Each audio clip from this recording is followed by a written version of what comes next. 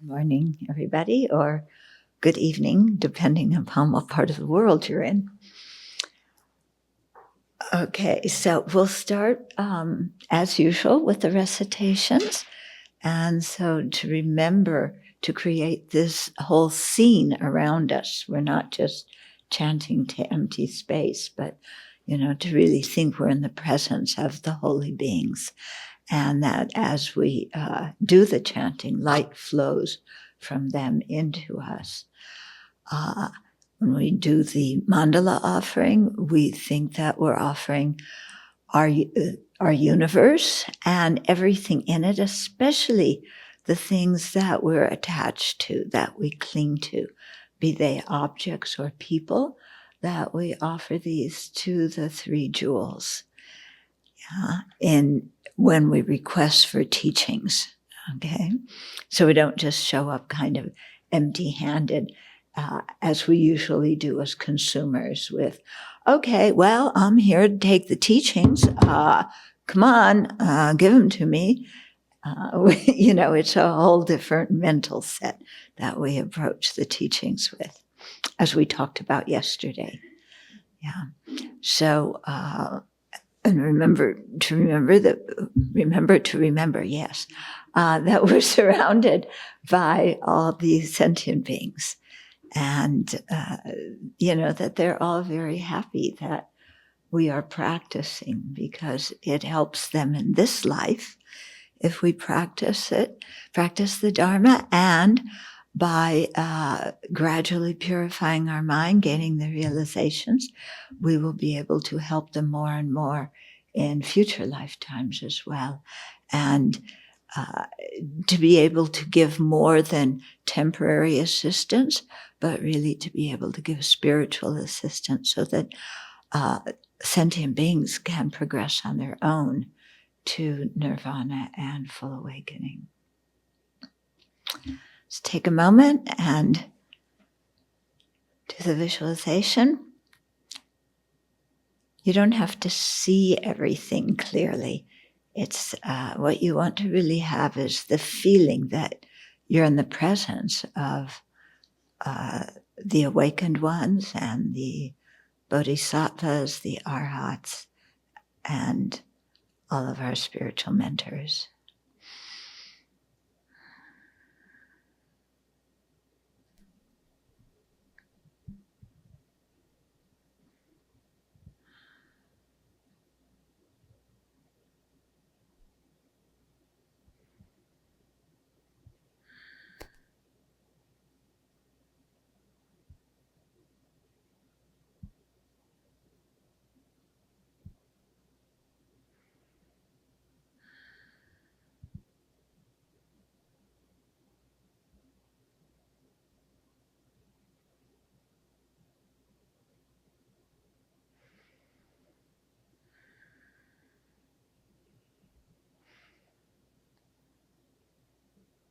Then let's generate our motivation.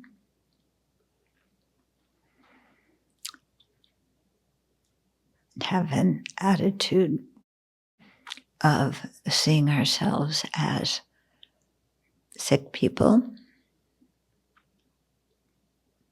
because clearly not everything is wonderful in our lives and in our world.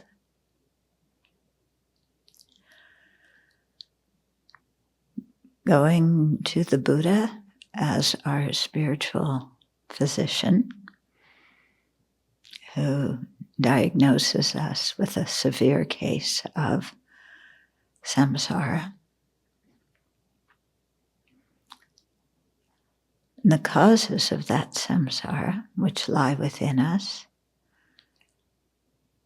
ignorance, the afflictions, the polluted karma.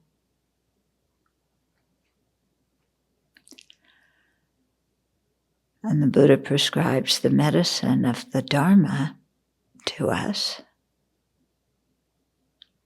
so that we can get well.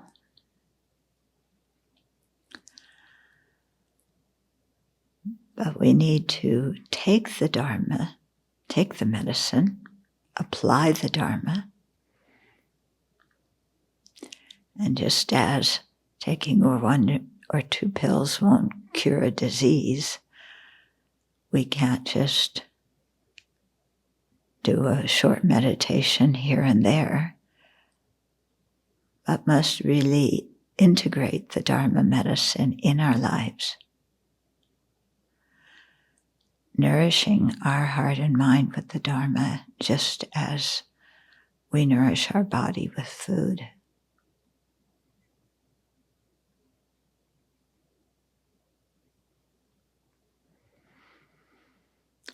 As we take the Dharma and see the change in ourselves,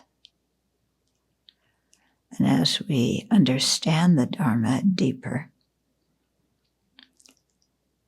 our respect for the Buddha, the Dharma, and the Sangha increase.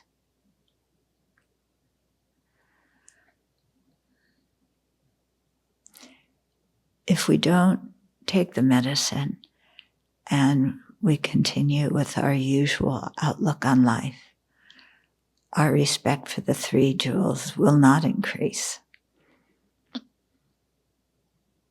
Our respect for objects of attachment will increase, though. So we really have to turn our mind to the Dharma, seeing it as something of vital importance in our life. And when we do that, then of course we want to dedicate so that the Dharma exists in our world, in all worlds, in a very pure form forever.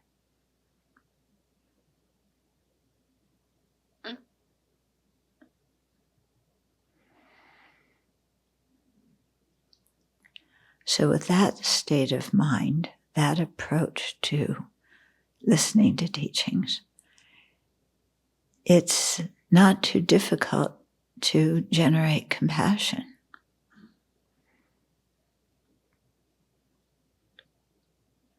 Because already when the mind is in virtue, then we shift it to cultivating another virtuous quality.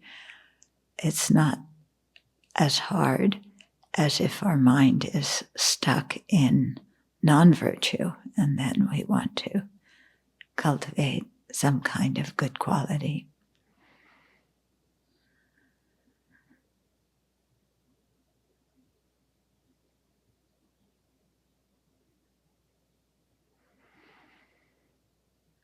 And from the virtuous mind of compassion,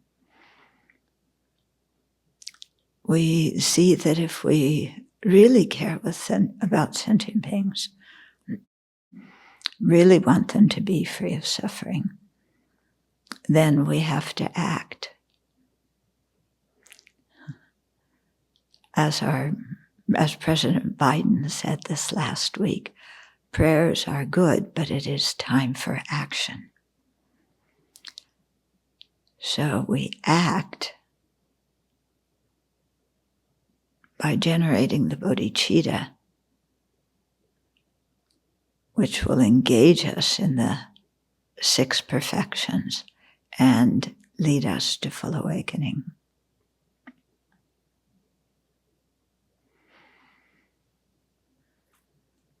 So with that kind of motivation, let's listen this morning and share the Dharma together.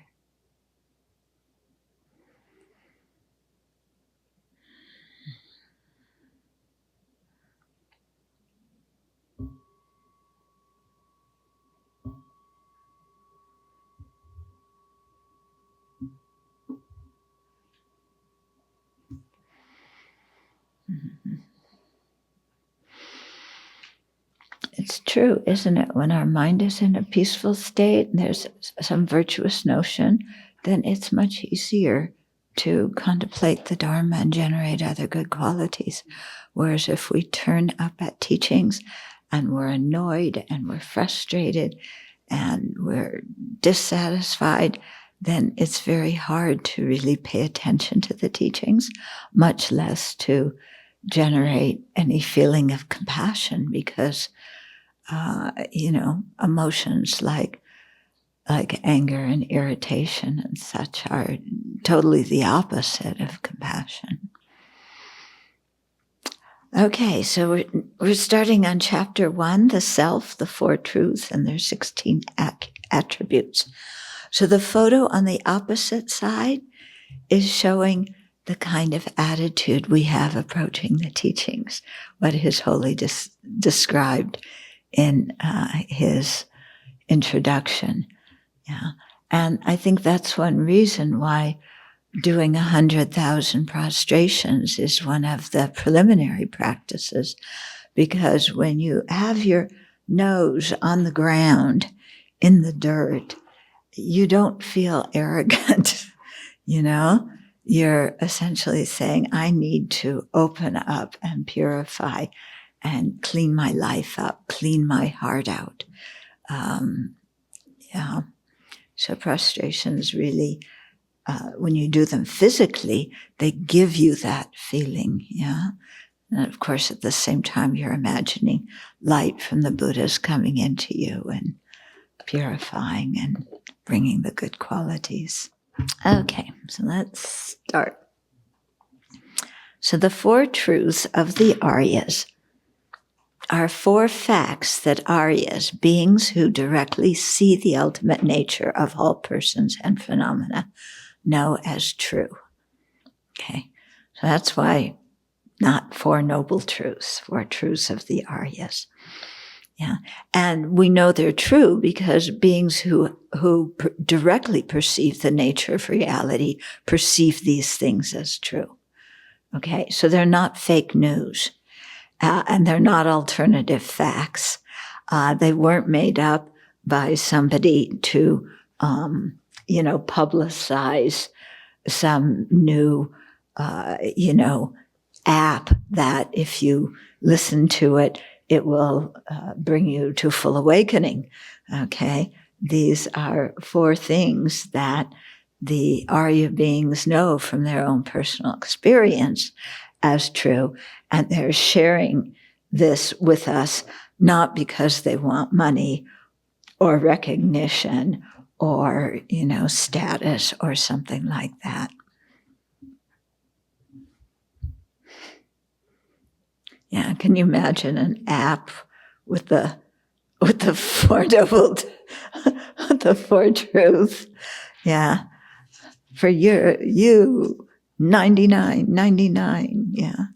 Each noble truth, 99 for you, special price. Well, the first truth of dukkha, nobody likes. We'll give you that one's only 89.99. Yeah.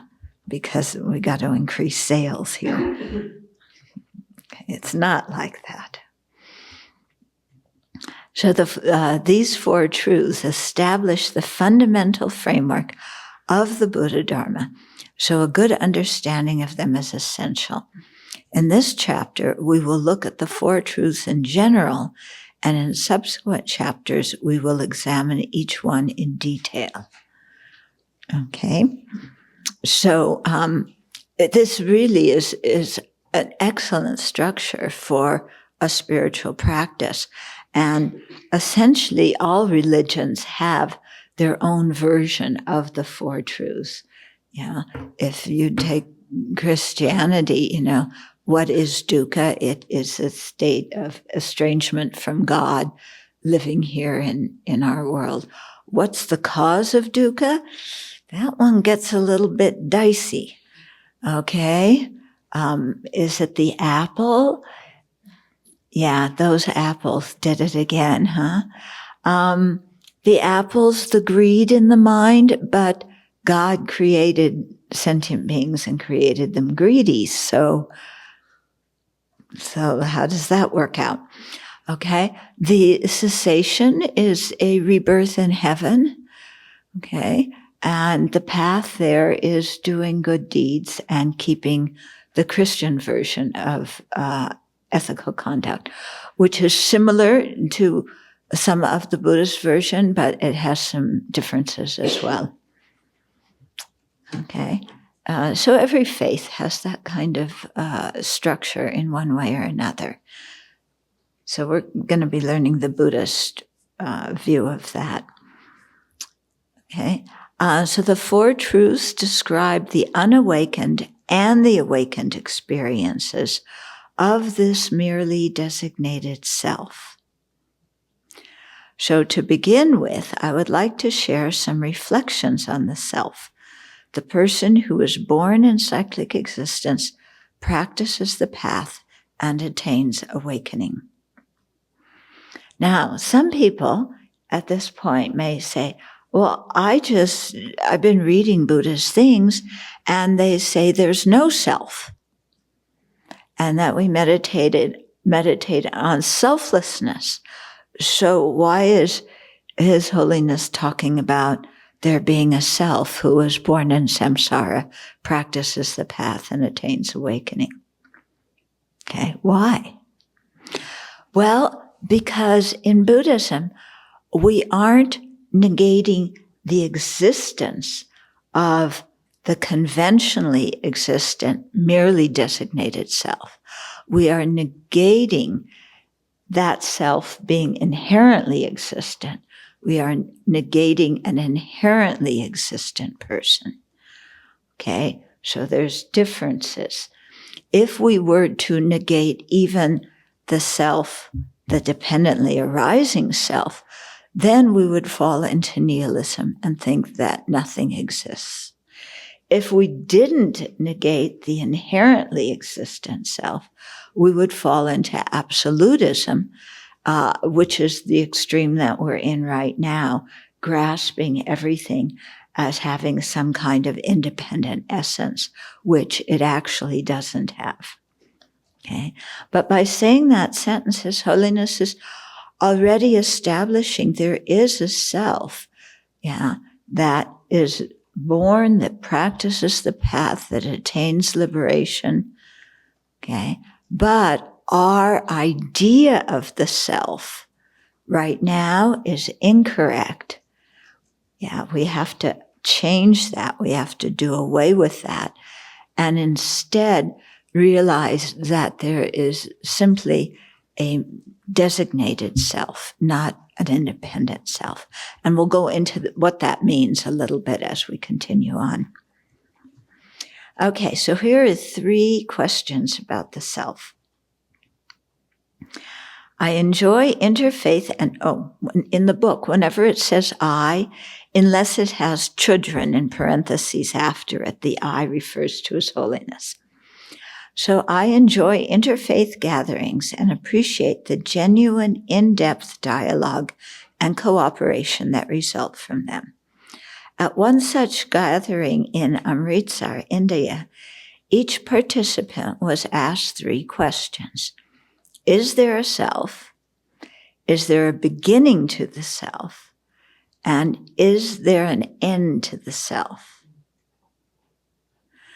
Now, it's interesting to think, if I were representing Buddhism in an international gathering and they wanted each of us to speak to these 3 questions, would I be able to do that? And what is my view now about is there a self and a beginning and an end to the self? So we would usually say, is there a self? Yes, I am here. I am here. Okay. Don't represent Buddhism with that kind of idea. Okay? Because that entails the grasping at the inherently existent self, which does not exist. Okay? So we're going to see here, His Holiness is going to share his thoughts, how he answered the question, is there a self? So he starts out, most non-Buddhists assert an independent self, an Atman or a soul that takes rebirth. What leads them to say this? Although we know that our adult bodies did not exist at the time of our births, when we say at the time I was born, my parents were living here, or, whatever it is. When we say that, we feel that there was a self that was born and that this same self exists today. Yeah? Don't you? Yeah. I remember being in, kindergarten and Johnny throwing sand at me in my eyes. That I feels the same I as today. Okay. And we think Johnny is exactly the same person today as he was at 4.5 when he threw that sand in our eyes. Okay. We also say, today my mind is calm, indicating that our mind is different today than yesterday when it was disturbed. So is this self the same as the one before? Is it different than the one before? But we feel the I, and even though we say, my mind is calm today, yesterday, or I am calm today, yesterday I was upset. We still feel the I is the same as yesterday's I, even though we indicate that the I has changed. Because yesterday it was upset, today it's calm. Okay. When we see a flower, we think, I see. And it feels like there is a real person who sees it. Okay. When we get an award, I won an award. Yeah. There's definitely this feeling of a person at that time, isn't there? Look, I have an Emmy or an Oscar. They gave it to me. Look. Yeah. There's a sense of an I. Yeah. When we don't win like that and we fall apart,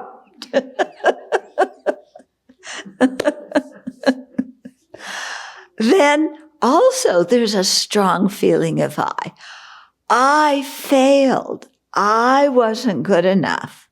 Or they are prejudiced against me. I actually deserve the Oscar, not them. Okay. Either whether we say we blame ourselves, I failed, I wasn't good enough, or blame the other people for being biased. In both those, there's a strong feeling of I, isn't there? Yeah. And that I is quite independent. It's not you. Yeah. You cannot understand my experience. Yeah. But you should still have compassion for me.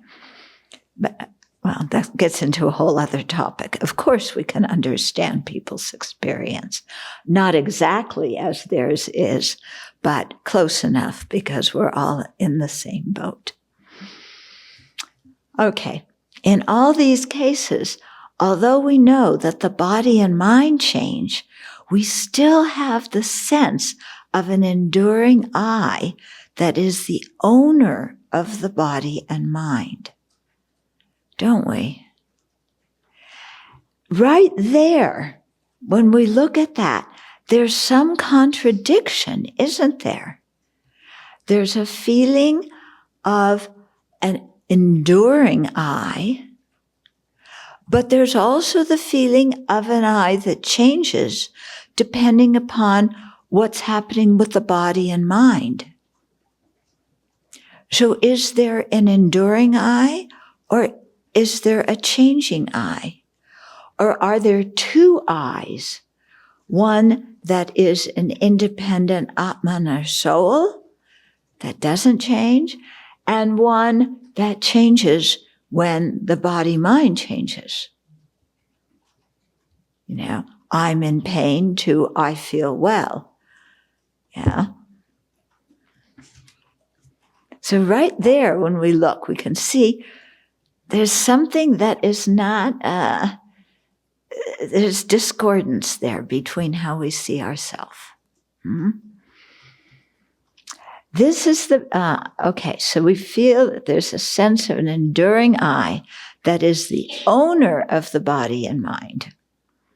Okay. So sometimes we feel I am the body and mind. Like when we say, I feel sick, it's kind of based on the body. Yeah, the body feels sick, so we say, I feel sick. Then we say, I'm thinking, yeah, because the mind is thinking. Is the I that's thinking different from the mind that's thinking, or the same as the mind that's thinking? Is the I that doesn't feel well the same as the body that doesn't feel well, or different from it? Okay. We don't examine these kinds of things in our life, but we certainly have all these different notions and assumptions about what the I is that we never really can see as notions and assumptions, or as misconceptions, as graspings. Yeah.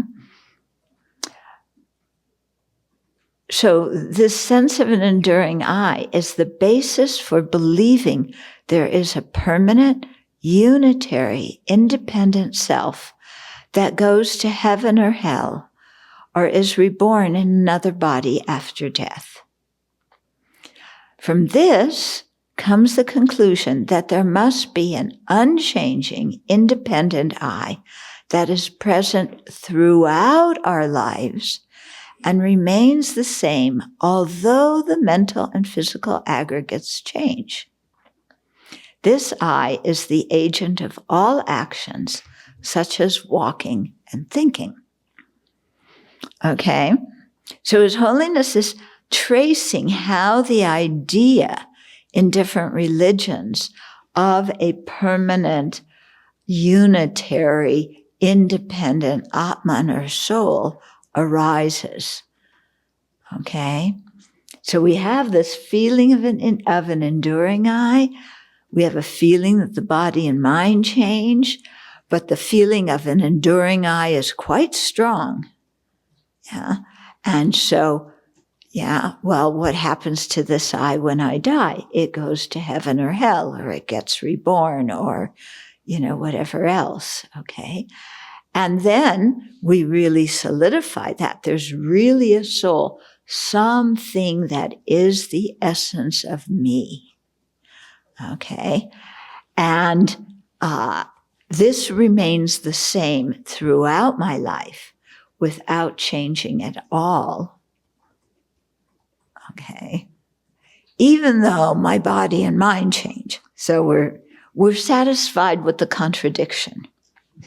Okay?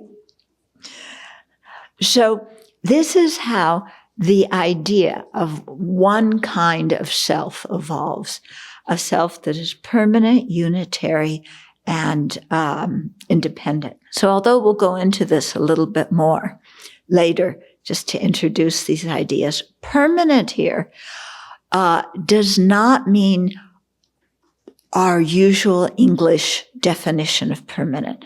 In English, usually permanent means it's eternal, it never ends. Here, permanent does not mean that. Okay? Things can be permanent, but not eternal. Here, permanent means it doesn't change from one moment to the next. It's something static. Okay? Unitary means it's one thing. It doesn't have parts. It's monolithic. And independent means it's independent from the body and mind. So how do we resolve that contradiction of an enduring I, yet the body and mind changes? Is we say there's a soul, there's an Atman that's independent of the body and mind. And that soul or Atman gets preserved when we die, and we're reborn in heaven or hell, or whatever state there is in between, or we get reborn. But there's this feeling of a soul that gets reborn, a permanent, unchanging self. Okay? So that is one level of what we call the object of negation in the meditation on emptiness. It's actually the coarsest level of our ways of misconceiving the self or grasping at the self. Okay. And many of us were taught about this self when we were youngsters. Yeah. Just as, especially in theistic religions, it's quite strong, whether it's Hinduism or Christianity, Judaism, Islam, okay, all are based on this idea of there's, this self that doesn't change, that was created by some divine being, is unitary without parts, and is independent of the aggregates. Okay? And so we learn that when we're little, we believe it. Yeah. This is what we call an acquired affliction or an acquired view, in the sense that it's acquired because we learned it from false philosophies or false psychologies. Okay.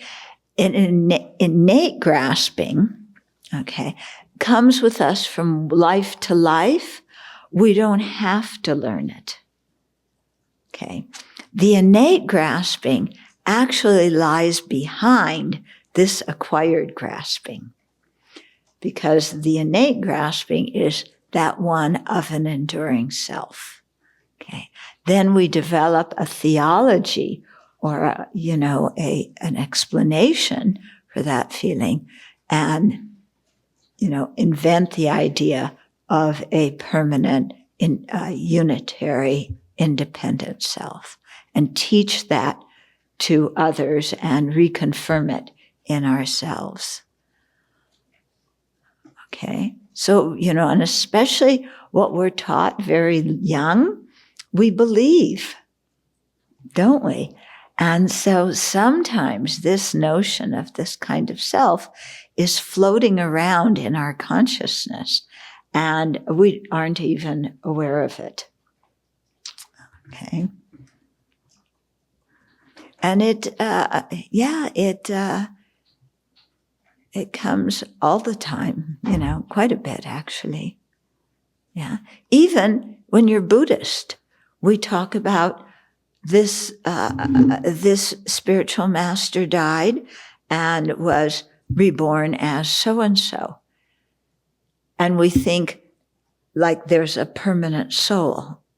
We think first there's an inherently existent person, but then we go to, there's a permanent unitary person. Yeah.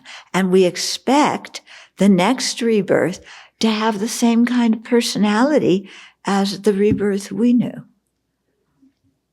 Yeah. Forget that. Okay. So,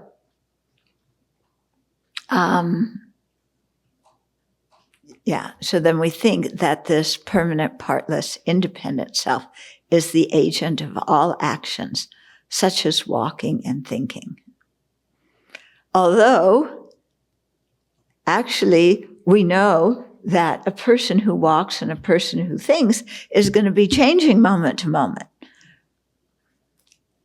Or sometimes we do separate it out and we think, okay, there's this soul or self, and it goes from one life to the next, and then there's this other self that changes and does all the daily life activities. Yeah, and we'll see it kind of like that. Either there's two selves or there's one self that is sometimes permanent, partless, and independent. And then it changes to become impermanent and functioning. But something that is permanent cannot change to become impermanent. So, our whole feelings about this and many of our conceptions as well are really, they're confused.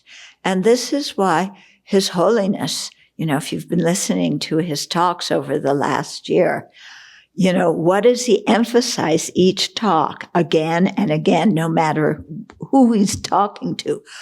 Buddhism depends on reasoning and logic. We have to employ these. We have to think about things. We have to test them out. We don't just believe because somebody told us. Yeah, again and again, And so much so that sometimes when he starts, you can almost repeat it with him. Yeah, but the thing is, do we really use it? Do we use our analytic mind to really think about things? Or do we just mouth the words, but in our day-to-day life, it's, emotional upheaval as usual. Yeah, or preconceptions and assumptions as usual. While both Buddhists and non-Buddhists accept the existence of the self, our ideas of what the self is differ radically. Most non-Buddhists accept the existence of a permanent, unchanging soul or independent self, while Buddhists refute it.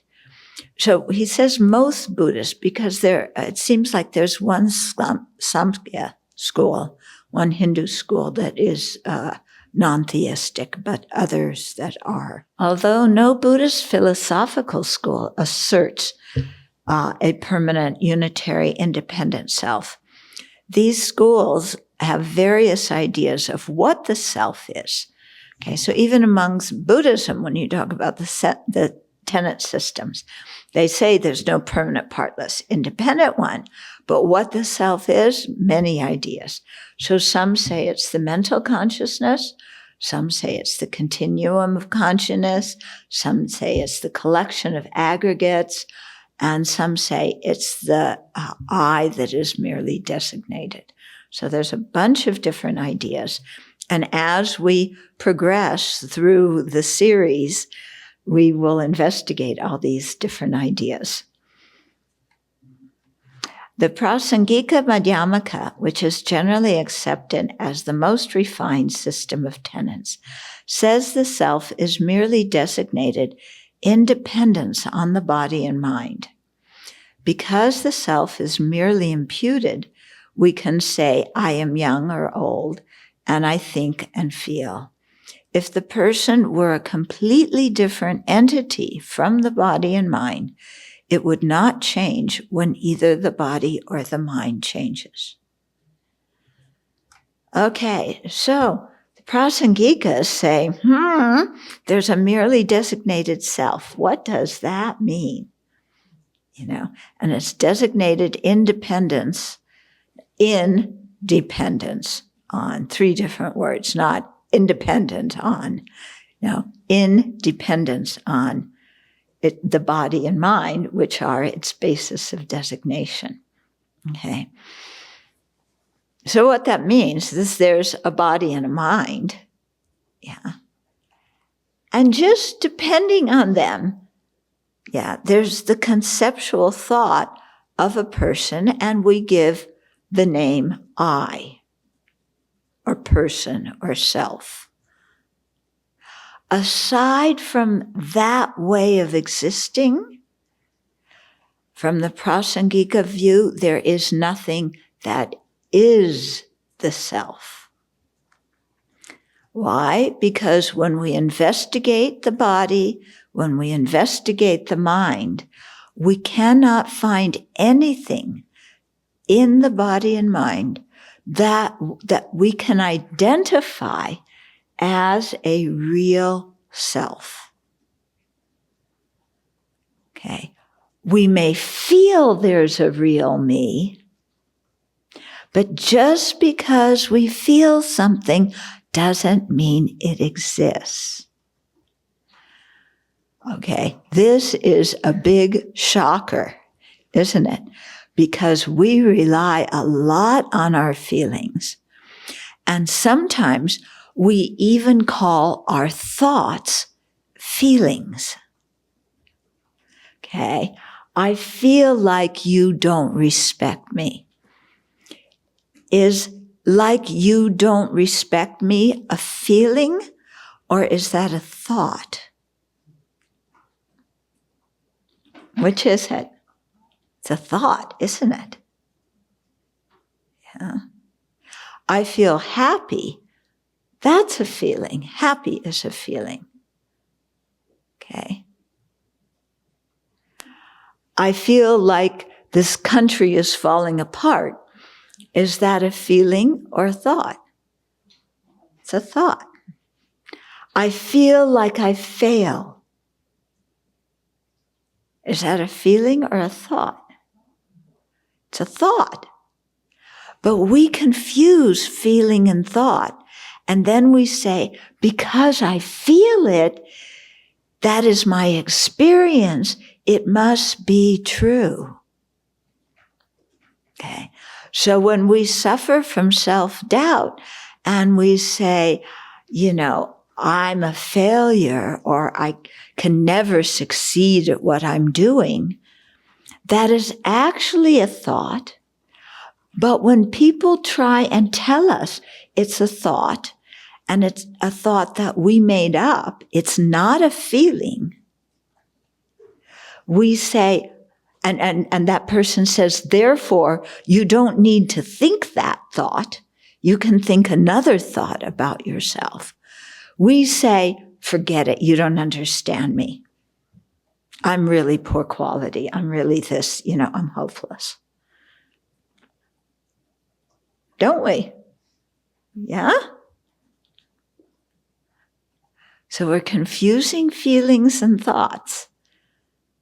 And that's quite poisonous. Mm-hmm. So because what the self is exists by being merely designated or imputed, there's a lack of concreteness about this self. We cannot pinpoint it. Yeah. And we, of course, want to be able to pinpoint everything, but you cannot actually pinpoint this self because it exists by being merely designated and, given a name. Aside from that, there's nothing you can find that is it. But that also is what allows us to say, I am walking and I am thinking, even though the body is walking and the mind is thinking. Okay? So because this self cannot be isolated, there's some flexibility in there. So the self can become the agent doing various actions. Okay. So then the second question that they were asked at this interfaith conference, I think it must have been fascinating to be there and hear the different responses that people gave. So the second question is there a beginning to the self? Okay. So, if you've been raised in the Judaic, Christian, Islamic tradition, the Abrahamic religion, yes, there was a beginning to the self and there was a beginning to the world. Why? Because the Bible starts out in the beginning. And the Bible said it, so we believe it. Okay? That's not how Buddhism approaches its own scriptures. Okay? We're not encouraged to say, well, the Buddha said that in the sutra, therefore I believe. Yeah, we're encouraged to understand, why did the Buddha say that? What does that really mean? Is my idea from reading those words a correct idea, or did I misinterpret what those words mean?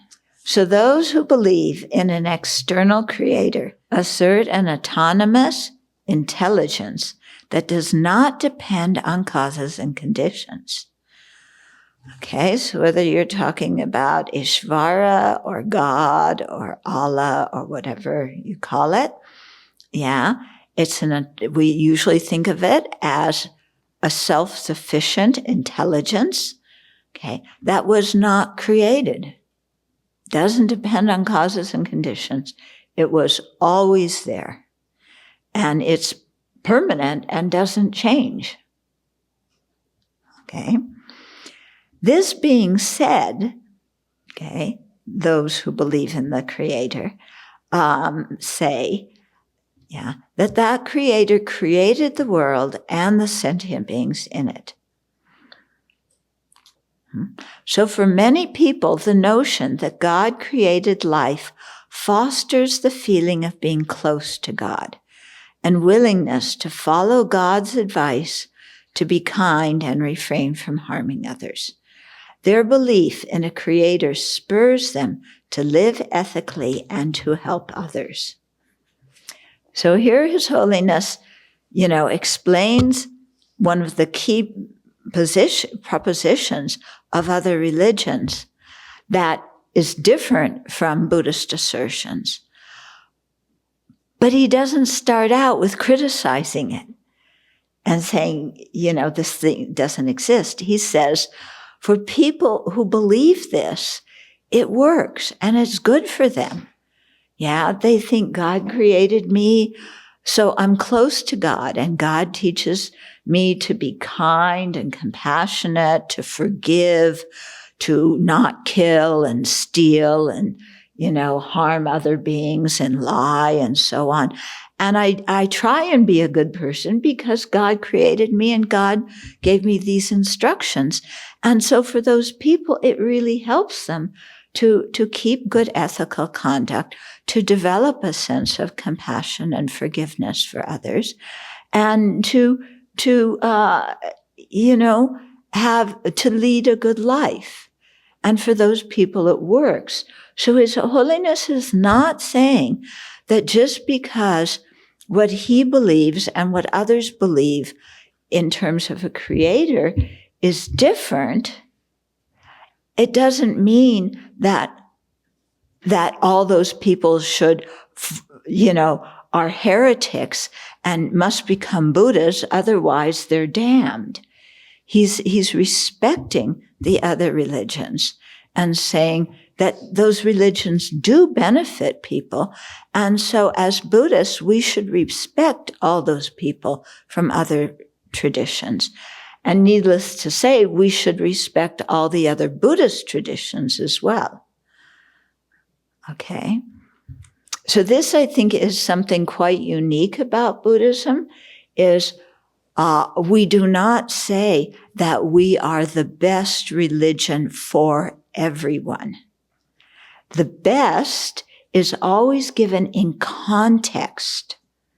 So something may be the best for one person, but not the best for another person. Just like in choosing food, some people eat gluten and some people don't eat gluten. Okay. You can't say one is better than the other for everybody.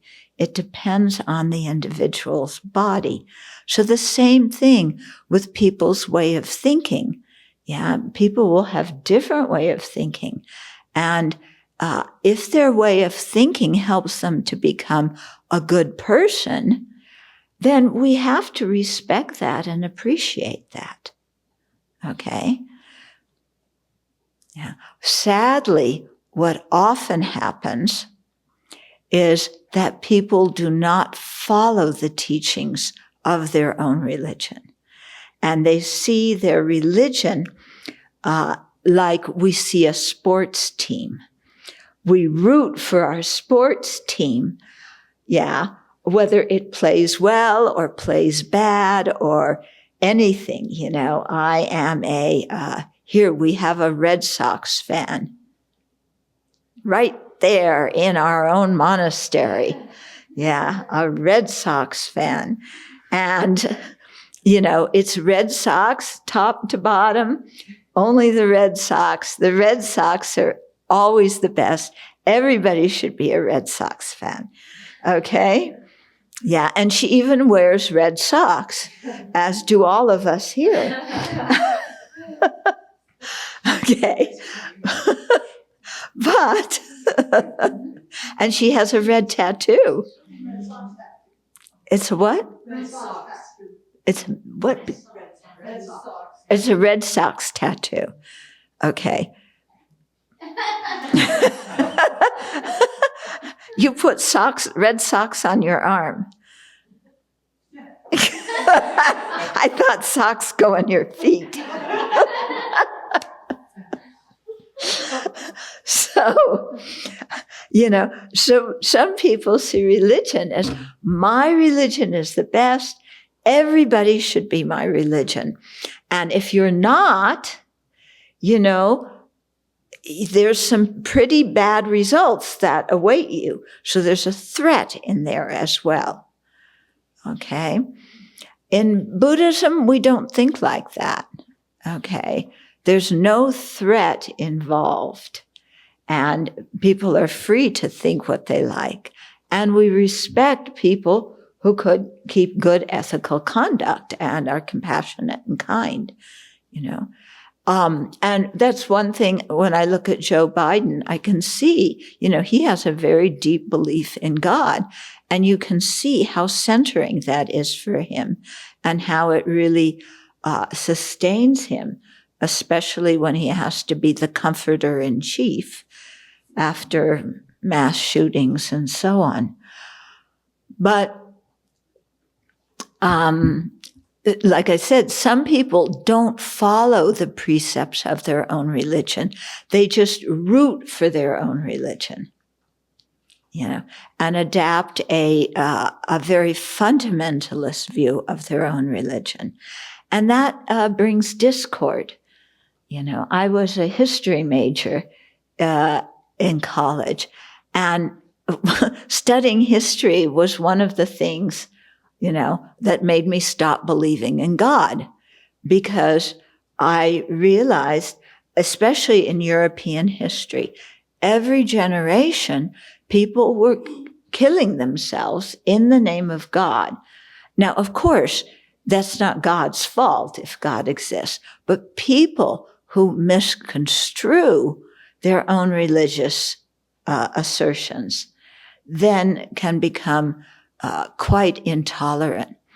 And I've always felt, if I can I go on asides a lot in teachings, that all the fundamentalists of whatever variety they are, they actually think very much alike. Yeah, the thought process is very similar. It's just what they are fundamentalist about differs. And so they fight and kill each other about the thing they're fundamental about. But the whole attitude of a fundamentalist doesn't matter what kind they are. They're so similar. And all of them don't understand, their own religion very well. Yeah. Of course, they would disagree with me. That's okay.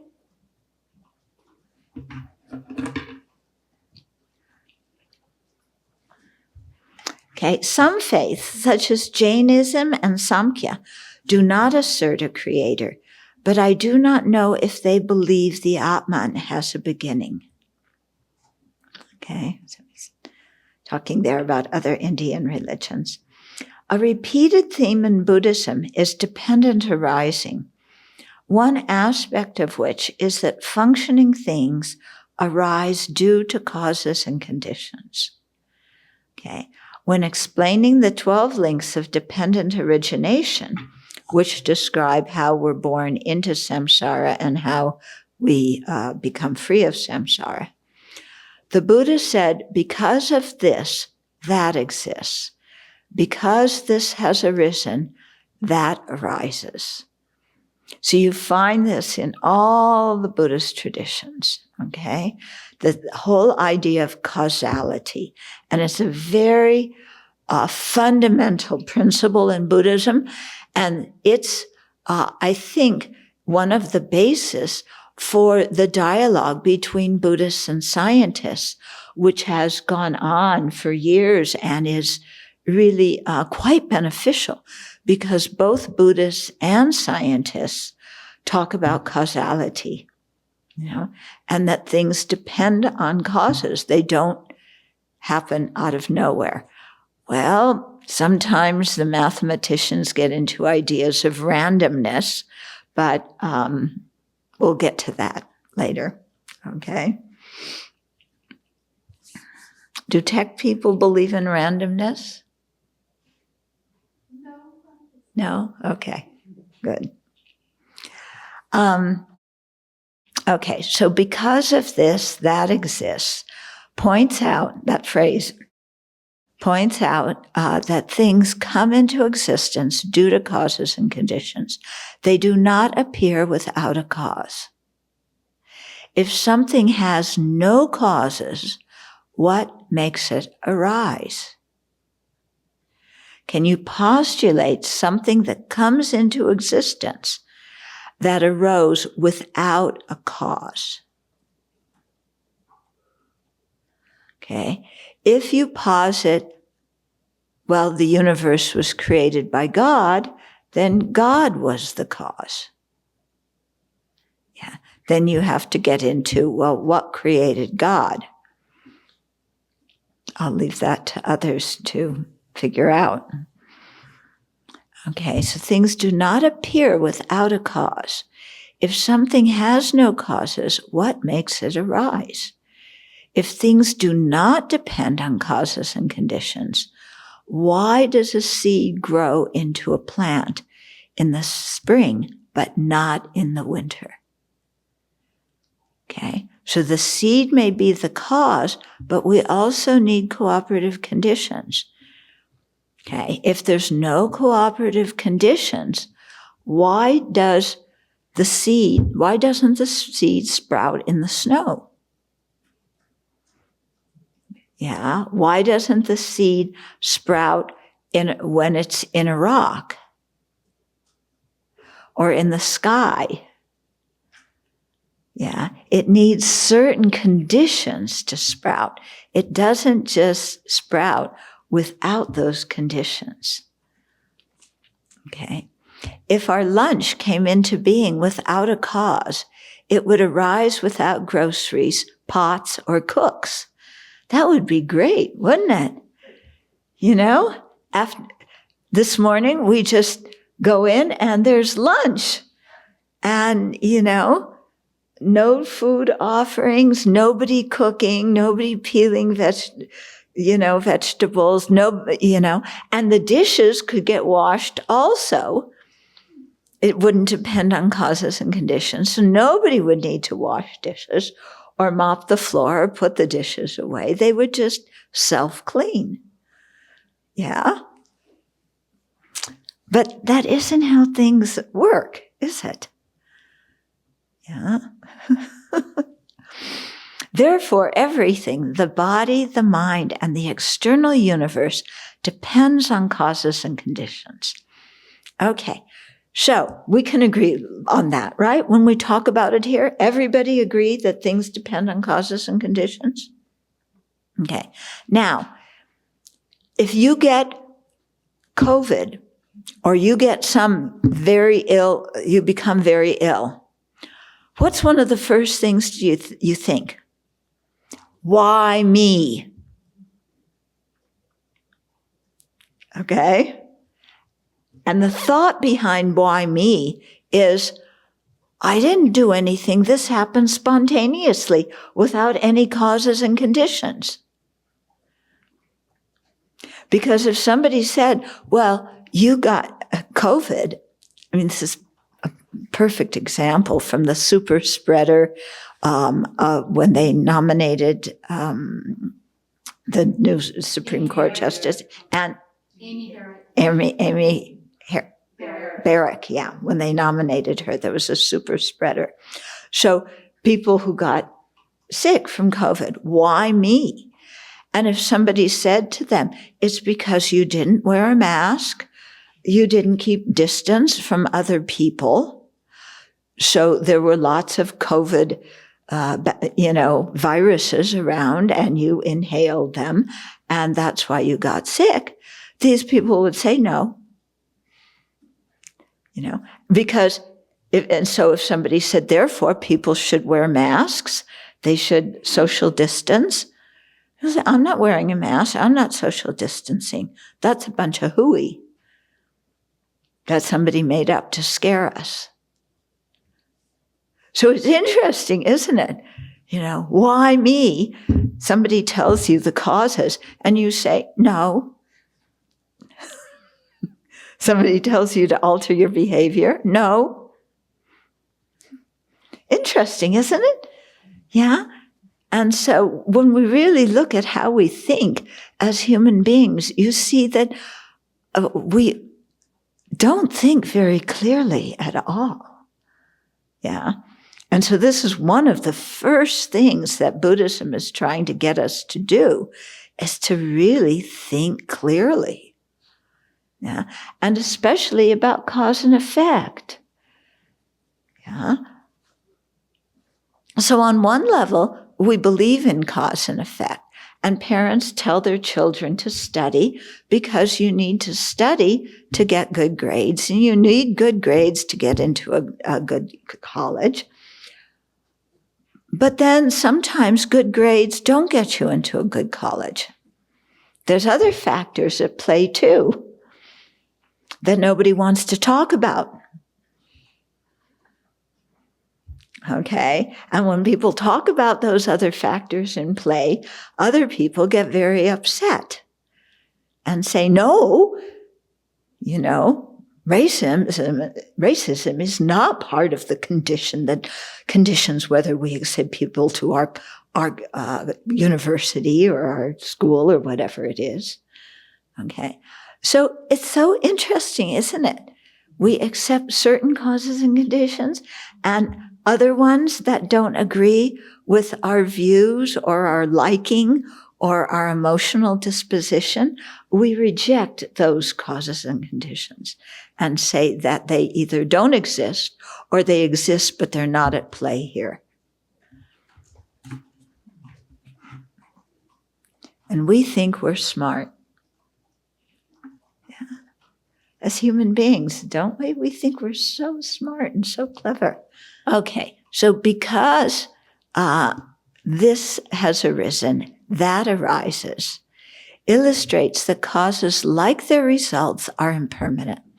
So the first phrase, because of this, that exists, explains that things arise dependent on causes and conditions. The second phrase, because this has arisen, that arises, illustrates that causes and results are impermanent, that they change. Okay. Now, how does that sentence illustrate it?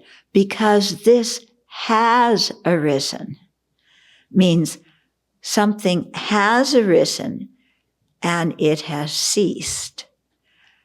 That arises.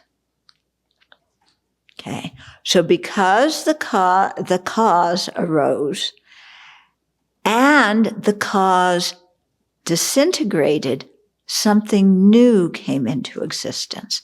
Without the cause disintegrating, the new thing could not come into existence. Okay, so if causes did not change, they would continue to exist even after producing their results. Okay? So this is the theme of I want my cake and I want to eat it too. I want the cause to exist and I also want it to produce something new. Okay? But causes do not continue to exist when they bring their result. Now somebody may say, well, the cause transforms into the result, as if the cause there's a feeling like the cause is still there in the result. It just transformed. Yeah. But no, the cause as it was initially had completely ceased for the result to come into existence. It doesn't mean that the cause is going along, da, da, da, da, da, da, da, da, and then boom, at one moment it ceases. And the very next moment, independent of the cause, a new result arises.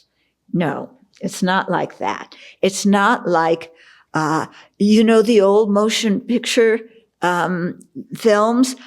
Each was a different frame, and each frame was different than the other frame. But one frame wasn't the cause of the next frame. The two frames were created independent, of each other. So it's not like that. It's just a continuum that is ever changing, never remaining the same in the next moment. Okay? Because if the causes didn't change, then they would continue to exist even after producing their results. Then somebody says, but what about if part of the cause remains the same and part of it changes? Remember when we studied Pramnavartika? These are the kind of arguments that came up again and again. Yeah. And our mind may think like that too. Okay. Well, yeah, the seed didn't completely change to produce the sprout.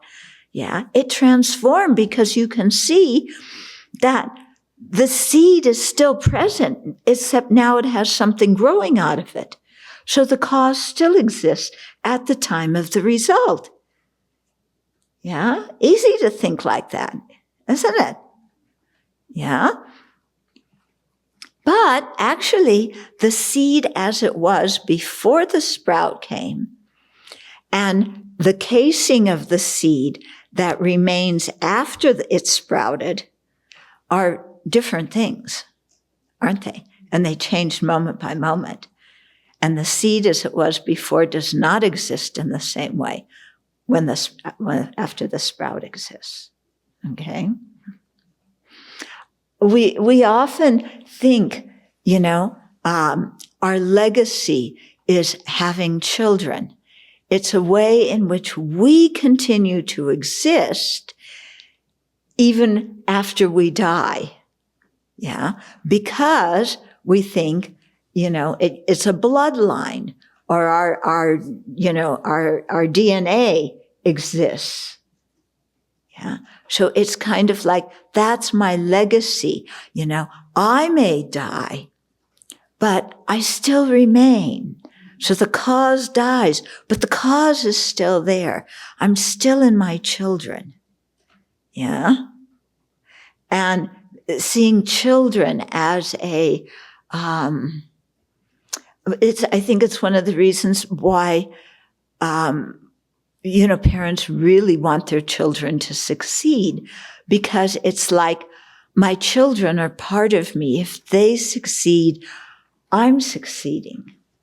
It's the mind is not, you can look in that and find some definite thoughts underlying it.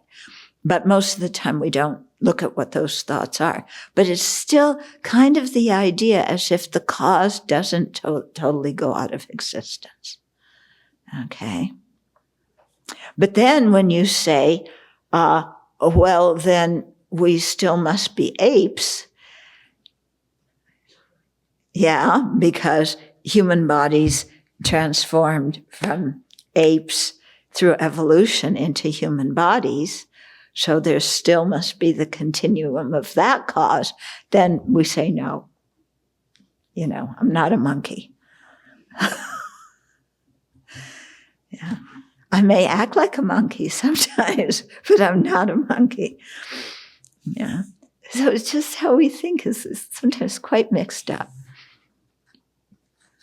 Okay. So it is not possible for, However, for a result to arise, its cause must cease. For an apple tree to grow, the apple seed must cease. It is not possible for a permanent creator or prior intelligence to create the universe and the beings in it without itself changing. So the whole process of results arising means that the cause must change. Changing means the cause is impermanent. Okay? Impermanent means that it's depending on causes and conditions. Okay? It's a produced thing. So each person, thing, and event arises due to its own causes, which in turn have come about in dependence on their causes. There is no discernible beginning. Now, some people, when they hear there's no discernible beginning, get frightened. It's a scary thought for them. Yeah. It's much more comforting for them to think there was a creator, there was a beginning, the creator takes care of the universe, and so on. There's a feeling of stability for those people.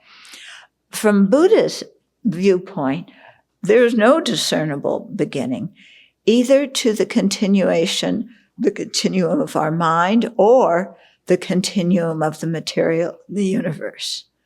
Okay? That everything is in constant change. Nothing remains the same. Okay. Now, the material universe and the mind stream have different causes and conditions. Okay. The material things depend on previous, causes of material things. The mind depends on previous causes of moments in mind, but both of them are impermanent. Now you might say, but what about the Big Bang? Yeah. Didn't the Big Bang create the universe? Well, how did the Big Bang come into existence? Yeah. There was some what do they call them? Black holes. Yeah. And isn't it an explosion of a black hole that creates a universe or something like that? Our physicist, tell me. Pass the mic to her.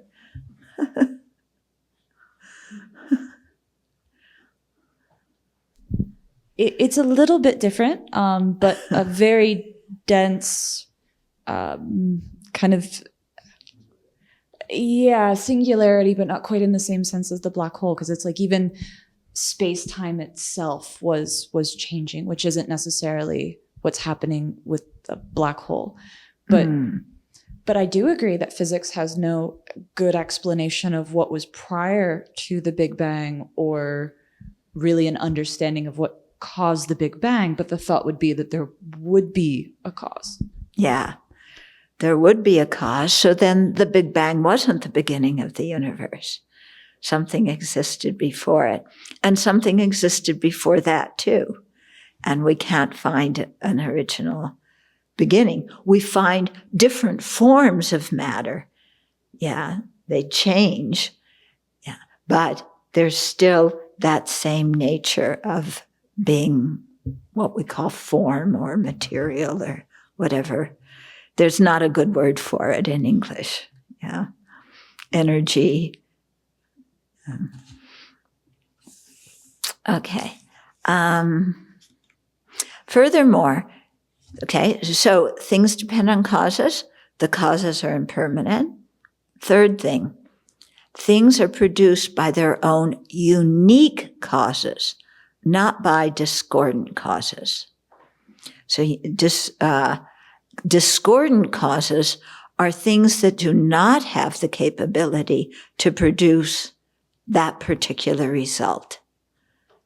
Okay? So if you plant chili peppers and you expect to grow daisies, the chili peppers are a discordant cause for daisies. They're not going to produce daisies, no matter what you do. Okay? So things have to be produced by a cause that has the ability to produce that result. Okay?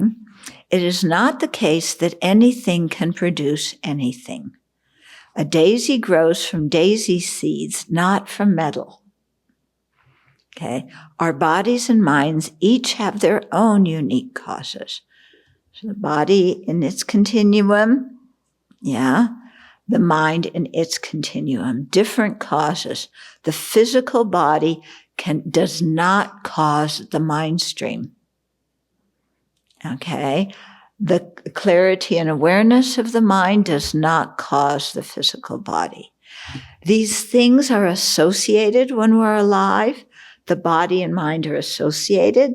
They influence each other, but they have different streams of causality. So this is quite important to understand. Otherwise, we remain stuck in the idea that by changing the body, we can change the consciousness. Yeah. Now, yeah, because they're associated, yes, if you have certain changes in the body, it changes the consciousness. But that's because of an association, not because the body is the substantial cause for the consciousness. Okay. It can be a cooperative condition, but it cannot be the substantial cause. Okay. Now, just looking at our idea of self. Yeah. Just your idea of self. Do you feel like you are a caused phenomenon? Yeah? Do you feel like you're caused? Or do you feel like you're just there? I'm just here. Right? I'm just here. Yeah. We don't walk around every day thinking, I exist only because the causes for me exist. In fact, if we thought that, it's kind of a scary proposition, isn't it? Because it indicates if the causes for me aren't there, I'm going to disappear. And I don't want to disappear. There's great fear, great grasping at the eye. Yeah. But it's true, isn't it, that we're only here because the causes for us existed? Yeah. Did you arise out of nothing as an adult? Even as a baby? I mean, did the stork bring you? Yeah, I don't think so. As an adult, did you just, here I am, a full-blown adult. And I feel like I am I, and this is me. You don't feel like there was a continuum of your mind, or even though intellectually we know with our body that our body is changing, we don't feel like it's changing all the time. Even though we know it is, and we know we're aging all the time. Yeah, we know that intellectually, but we don't want to accept that fact. And when we don't look in the mirror for a while, and then suddenly you look and it's like, who in the world is that person? Or like Prince Philip just died. So now you're Canadian. Are you sad? You're feeling it. Yeah, you felt it's been part of my entire life. Yeah. Okay. So you can see we have quite a diverse community here at the Abbey. Okay. We have a computer person, a physicist, a Red Sox fan, a Canadian. Yeah.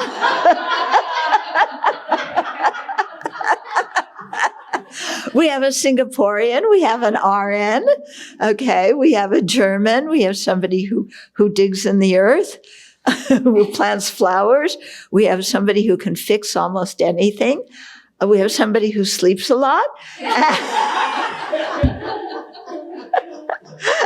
and we have a forester, yeah, so pretty diverse community, yeah.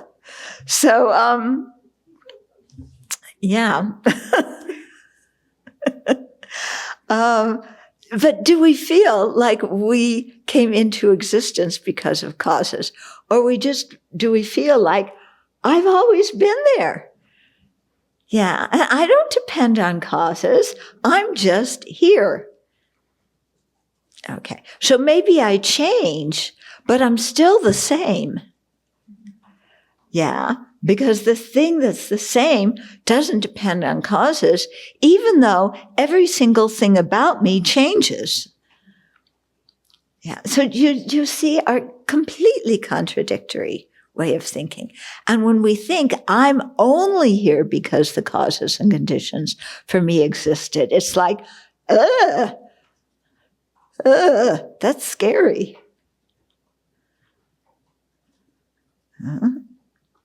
And when, well, okay, we'll leave that for right now. We'll come back to it later. Okay. So, it is not the case that anything can produce anything. Yeah. Things have their own unique causes. Causes depend on conditions to produce their results. If conditions were unnecessary, a sprout could grow in the dead of winter or in parched soil. Yeah. It would not depend on warmth and moisture to grow. But multiple causes and conditions are necessary to bring a result.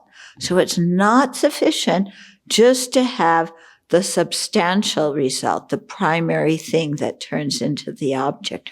We need the primary cause. Yeah, thank you. We need all the cooperative conditions for a certain result to come about. If one cooperative condition is missing, that result won't be the same, or it may not even come about. You'll have something completely different, or you'll have a result that doesn't look like that cause at all. Okay? So this figures into things like, 9/11 and the Twin Towers falling down. Okay? You needed every single cause and condition for that to happen. Okay. So not only the terrorists, not only their training in how to fly a plane and all. Okay. But you needed the condition that the person who checked them going into the airport didn't notice anything funny about them. Yeah, maybe they had that all hidden. Okay, well, their knowledge of how to fly a plane, nobody knew that. Okay, why were some people in the towers that day and other people weren't? Small conditions influenced that. We hear all sorts of stories of somebody who worked in the towers, but that particular day, they didn't feel well, so they stayed home. And they're still alive. We find stories of people who didn't work in the towers, never went to them, but that particular day was interviewing for a job or having to go to check something in one of the offices, and they happened to be there when the planes hit the towers. There's so many different causes and conditions that bring about a result. And if any small thing changes, the result is going to be different in one way or another. Okay.